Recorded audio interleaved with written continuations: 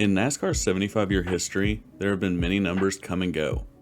On any given weekend, you will see 36 to 40 unique numbers on the track, and each of those numbers has a story to tell. Hi, I'm your host Matt, and this is NASCAR Number History, presented by Dogleg Media. In this series, we look to tell the stories of each of those numbers. Who won with the number first, who found victory lane the most, and every other driver to grab a trophy in the number. We go in numerical order, and today we explore every number in the 60s. If you missed numbers 1 through 59, the number history playlist will be linked below. But with that out of the way, let's dive into some more NASCAR number history. And we start this one off with just one of a few different winning numbers in this installment. And the winner here was mentioned in our 50s video. Let's look at the number 60 story. The number 60 has one total win with one different driver. It's competed in 354 races with a 0.28 win percentage. The 60 has been in the sport from the very beginning, with Jim Paschal running the number in NASCAR's first ever race at Charlotte in 1949.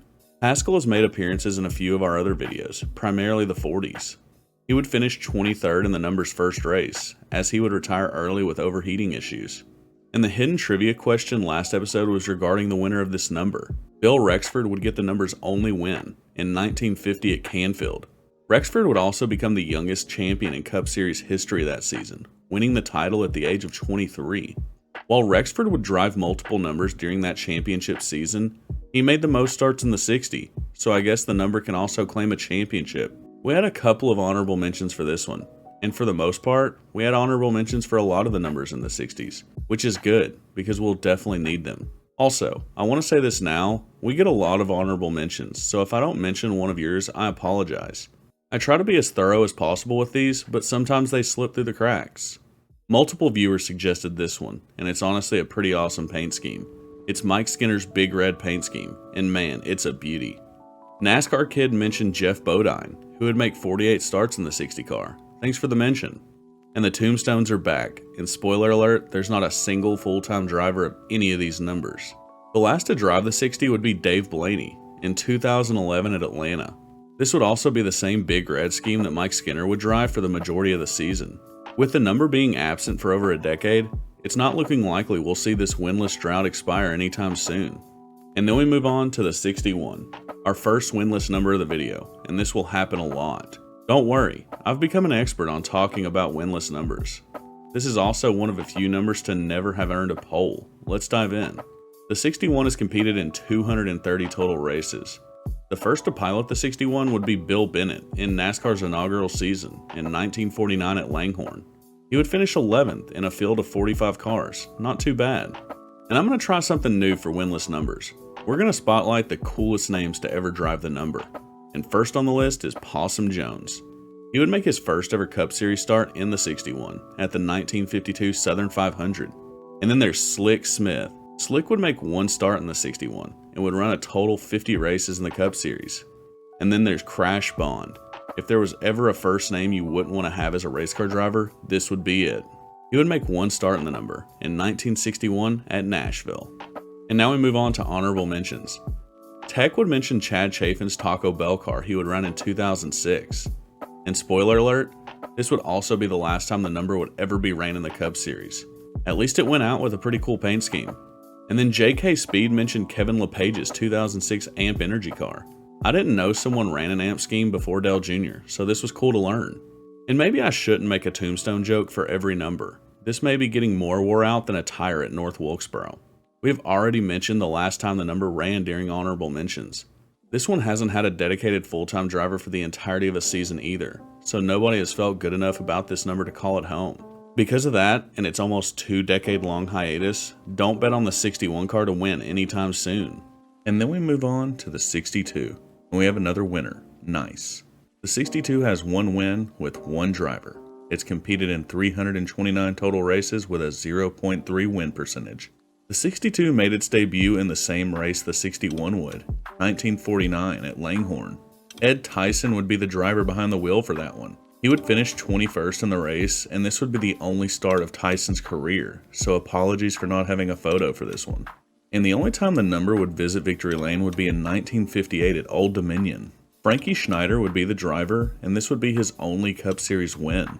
Schneider would only make 27 Cup Series starts, and would win this race in a self-owned car. And we had a couple of honorable mentions for the 62, and for the most part they are relatively recent. And Beat Boop gives us another mention, this time it's the 62 of Noah Gragson. And Gragson definitely gave the 62 some much needed love. And then LunaFan suggested the 2020 Brendan Gaughan Daytona 500 scheme. And this 62 font and paint scheme is iconic for me. It's truly Brendan Gaughan.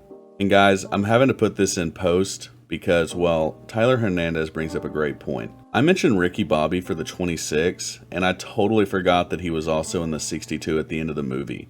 So thanks Tyler for that, and also for making me have to go back and do this editing thing again. And again, there isn't a current full-time driver of the 62, but it has seen the track this season. Austin Hill would be the last to pilot the 62 in the 2023 Talladega race. He would attempt to qualify for the Daytona 500 as well, but wouldn't make the field. The last full-time driver the number had would be all the way back in 1963 with Curtis Kreider. I like the 62. I think it's one of only a few numbers in the 60s I wouldn't mind seeing every single weekend. And then we move on to the 63. And I see a pattern developing here. We are back at another winless number. With less than 150 total starts, this one will be quick. Also, this is the only number in NASCAR history without a single lead lap finish. The 63 has made 146 total starts, and the first to drive the 63 would be Mike McGill in 1952 at Atlanta. McGill would only make 5 NASCAR starts, but would also run races in Formula 1 as well.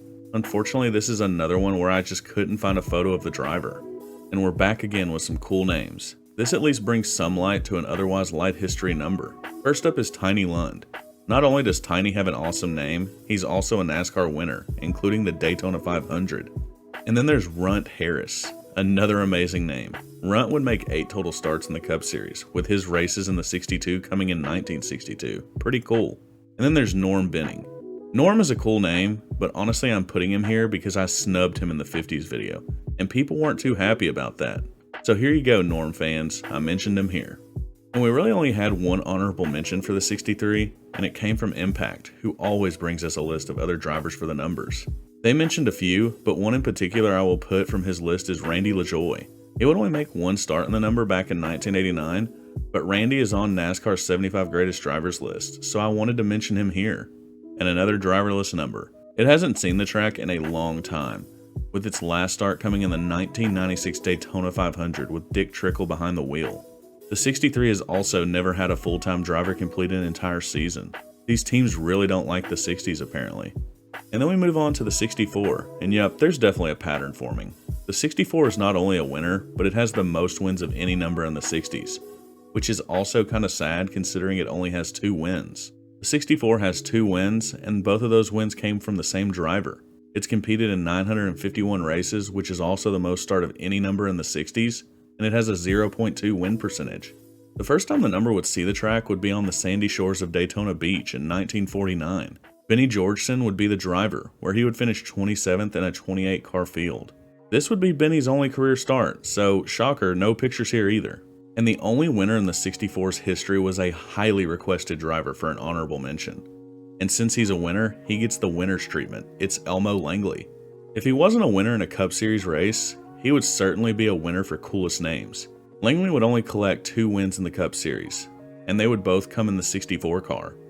And they would also both come in 1966 driving for Langley Racing. If there was a king of the 60s, it would be Elmo. The number's first victory would come in 1966 at Spartanburg, and the last one for the number would come that same season at Manassas.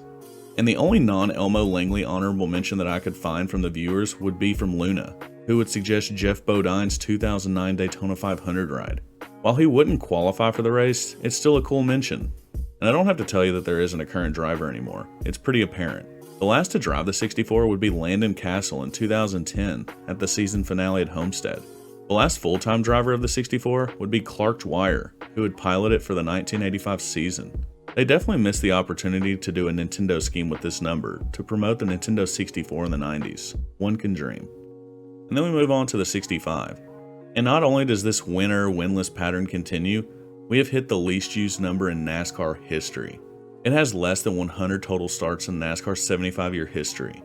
It is also the only number to never lead a single lap. And with it having a pole, that's honestly impressive. This will certainly be a quick one. The 65 has competed in 96 total races, and it has 1 top 5, 1 pole, and 1 lead lap finish. The first of 96 starts would come in 1950 at Darlington with Byron Beatty behind the wheel. Again, this would be Byron's only career start, so no pictures please. And with only 96 total starts, there aren't very many drivers to pilot the number to begin with, and finding a cool name is even harder. I guess there is Buck Baker. He would drive the number for 2 races, and to have a champion and Hall of Famer grace this stretch of numbers is an opportunity I won't pass up. Baker would make both of his starts in the number in 1972, and the only honorable mention I could find was Buck Baker, and it was suggested by Impact. So we will make this one as quick as its time in the Cup Series. With no current driver, this is a number that hasn't been ran since before I was born. Jerry O'Neill was the last to drive the 65, with its last race being at Charlotte in 1993, 30 years ago. The least used number in NASCAR history is a sad one. Never even leading a lap, this one will stay winless for a long time. And here's the 66, and this pattern is actually kind of funny at this point. We have another winner. Will the pattern continue? The 66 has 1 win with 1 driver. It's competed in 810 races with a 0.1 win percentage. The first to drive the 66 would be Herschel Buchanan at Daytona Beach in 1950. He would finish 39th in a field of 41 cars in that race. Buchanan would only make 23 starts in his Cup Series career, with only one of those coming in the 66. And the numbers only win would come in a crown jewel event, the 1962 Southern 500 at Darlington. Larry Frank owns the numbers only win, and this would be the only win of Frank's career. And then on to honorable mentions. Ty Iron Wolf suggested Darrell Waltrip, who would run the number for his last 2 full-time seasons, in 1999 and 2000. He would have big Kmart and Route 66 paint schemes, which were honestly classics. Freddie suggested Dick Trickle, who would complete a full-time season in 1990 with the number driving for Kel Yarborough. Metal Life suggested Hideo Fukuyama, who would be the first Japanese driver in the Cup Series, and this goes perfect after we did our nationalities video. The last to drive the number would be Boris Said in 2022 at COTA. The road course ringer would give the Austin road course a try, and it would be the last we would see of the 66. And this is another number in the 60s I wouldn't mind seeing on a weekly basis. What do you guys think? And then we move on to the 67, and this is an interesting number. It currently runs as a pseudo Project 91 entry for 2311 Racing. And if Denny Hamlin and Michael Jordan take this number full time, we could very well see the number's first win. Also, the pattern ended. It had a good run though. The 67 has competed in 639 races with 23 top 5s. It's had 1 pole position, and it's had 4 lead lap finishes. The number's first race would be the first race of the 1950 season at Daytona Beach. Joe Harrison would be the driver, where he would finish 40th out of 41 cars. Once more, a 1-start special for the number, so no photos. Again. And then on to cool names, we have Speedy Thompson. There's no better racer name than Speedy, and he would make 1 start in the number. And on to honorable mentions, High Octane Cards mentioned Buddy Arrington. I originally had him as a cool name, but I thought I'd put him here. He made the most starts of anyone in the 67. And while there isn't currently a full-time driver for the number, we mentioned before that 2311 is running it in select races. The last time the number was ran came at the 2023 Daytona 500, with motorsport legend Travis Pastrana behind the wheel. In his first ever Cup race, he would avoid the carnage and bring the Black Rifle Coffee 67 car home 11th. If they do indeed bring the 67 full time, it could be the best shot we currently have for a winless number to grab a win. And then we move on to another winless number. It's the 68. The 68 has competed in 404 races with 10 top 5s. It's had 2 pole positions and 6 lead lap finishes. Daytona Beach would see this number for the first time in 1958 with Barney Smith behind the wheel. He would finish 14th in a field of 55 cars. Smith would make 6 starts in the Cup Series, with only one of those coming in the 68. And then we move on to cool names. And I mean, Barney is a pretty cool name in itself. Let's take a look at some other ones. And I thought this one was pretty cool, J.C. Hendricks. JC is a cool name, and he would also get the number's first pole position, coming in 1959 at Atlanta. And on to honorable mentions. The Sonic Sean mentioned Bobby Hamilton's Country Time Lemonade car, and this is a forgotten gem. A great paint scheme and a great sponsor as well. He would also win the 1991 Rookie of the Year award in the number. And nobody mentioned this one, but in my research I found Janet Guthrie. She is the first woman to compete in the Indy 500 and the Daytona 500. She would drive the 68 for the majority of her Cup Series career, and would have 5 top 10s in her time with the number. And again, no current drivers here either. I'm only doing the tombstones to stay consistent. They add like 5 minutes to the editing process, but it's the principle of the matter at this point. The last time the 68 was on track was in 2001, with road course ringer Anthony Lazzaro at Watkins Glen. Lazzaro would only make 2 Cup Series starts, but he would make starts in IndyCar as well. The last full-time driver of the 68 would be our honorable mention, Bobby Hamilton, where he would run the full season in 1992 in the number. And honestly, if it means we get the Country Time Lemonade sponsorship and paint scheme back, I say bring the 68 back. Alright guys, we hit the funny number. Get your laughs out now. We're all adults. There is nothing funny about the number 69, except maybe its performance in the Cup Series. Let's finish this video off. The 69 has competed in 106 races with only 1 top 5. It has never had a pole position, and it's had 1 lead lap finish. And you can't make this stuff up, but the first ever drive the 69 would be a man named Chick. Yeah, Chick DeNatale would make his only Cup start in 1949 at Langhorne. I really wish I could find a photo of this guy, but he's just a black silhouette on any article that features him. And in terms of cool names, I don't think you can get much cooler, especially for the number 69, than the name Chick. Good old Possum Jones, mentioned earlier, would make a start in the 69 at Darlington in 1956. And Leroy Yarborough would make a handful of starts in the 69 as well. And Leroy is definitely a NASCAR name. And there's only one honorable mention that I could find here, and it comes from Salt Bomb Creations, who mentioned Johnny Allen. We mentioned Allen in the 50s video for his only win, but he would also make the most starts of any driver in the 69, with 26 of the number's 106 starts. Allen would also collect the number's only top 5, coming oh so close to victory where he would finish second at Atlanta in 1960. And alright, I'll admit it, I would love to see someone bring this number back just for the meme of it. It also has the longest dormant streak of any number, not being ran since 1992 at Watkins Glen with Denny Wilson. But just think about it. If a small team chose to run this number, it would be a move of marketing genius.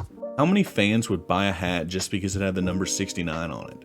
Any small teams out there needing a marketing guy? My email's in the bio. Don't be shy. And that'll do it for numbers 60 through 69. That was a lot of new information for me, as there were only 5 total wins in the entire video. And I do gotta say, it definitely felt like a really quick one, but you have to admit there was really not a whole lot here. As always, I'm prone to forgetting drivers. Let me know which drivers of any of these numbers I may have missed for this one. If you haven't seen numbers 1 through 59, the number history playlist will be linked below. Be sure to check them out. And we will be back next week for numbers 70 to 74, as we return to normalcy with 5 number episodes. If you like the video, consider giving it a thumbs up and subscribing. It helps a ton and I definitely appreciate it. And did you know that 75% of my viewers are not subscribed, but they are returning viewers? If you haven't hit that subscribe button yet, what are you guys waiting for? Be sure to check the community tab of the channel as well. We do cool little giveaways like autographed merchandise and die casts, as well as updates and polls for the channel. You definitely don't want to miss it. And we also have a Discord server as well. Find the invite in the About section of the channel, and come join us over there for even more fun. I want to thank Sniffin' Jay and his wonderful wife Kara for their help, as well as some Discord members, Duddlebug and Lively. Thank you guys so much for the help. I wouldn't be able to do it without you guys. But that'll do it for us here at Dogleg Media. I'm Matt, your host, and you've been watching NASCAR Number History. I'll see you next time.